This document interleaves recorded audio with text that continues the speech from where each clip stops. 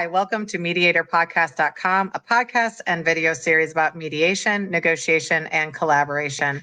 Today, we're actually going to talk through this concept of how to be a traditional wife or a trad wife with Erika Anne Englund.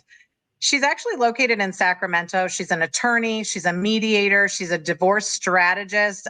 One thing that I think, and Anna does this a lot more, is that if you have identified experience or skills or capabilities, those are a lot easier to sell online.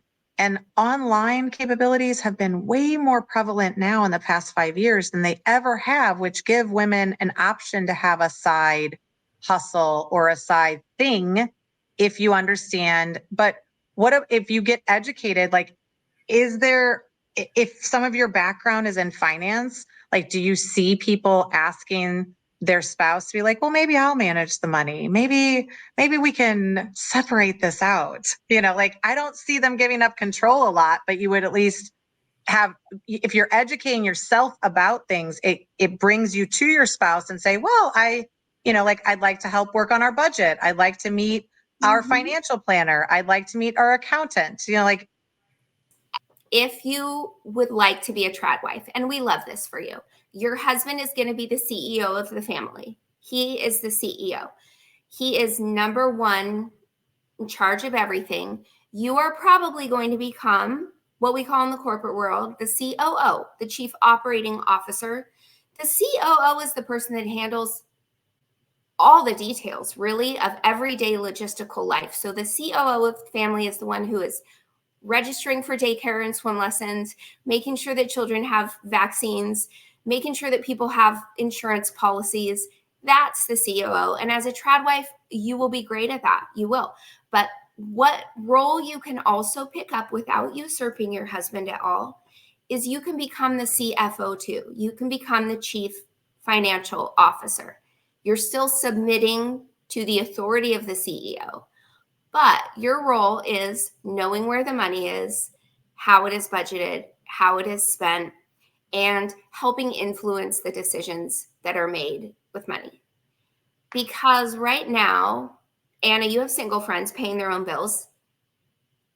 They know, when your credit card bill is due, you know how to pay your rent and your checking account number. Can you imagine a world where you didn't? Yeah, so this is interesting because last week I was just messaging my friends, and a lot of my friends are highly educated, way beyond high school education. And I said, girls, would you be interested in like a financial crash course? And if so, what topics would you want to know? And they all replied instantly, yes, how to do my taxes, investing in my Roth, how to diversify my investments, and the difference between different credit cards. And then I thought to myself, okay, yes, we know how to pay our bills, absolutely, we know how to budget, but how do people even access the financial education to take it a step further? Because yes, we have these amazing college educations, but I only know about my Roth because my dad told me. How can we go as a young female, a young anyone, how do we access that financial education? Well, Melissa, you could probably speak to this better than I, but I think you don't get step 2 without step 1. And step 1 is understanding your basic financial picture. So Melissa and I have seen, I'm sure, dozens and dozens of clients come through the door and they say, I don't know if I have retirement accounts. I don't know if we have life insurance. I think we have a trust. I don't know what's in it.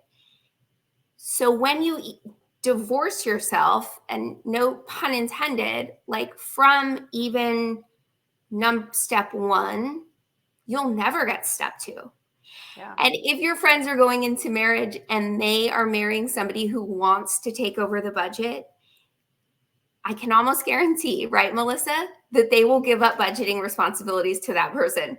Because if you're like me and you don't like handling the money and your spouse does, then marriage is such a good excuse to be like, oh my gosh, we're both happy if you do this.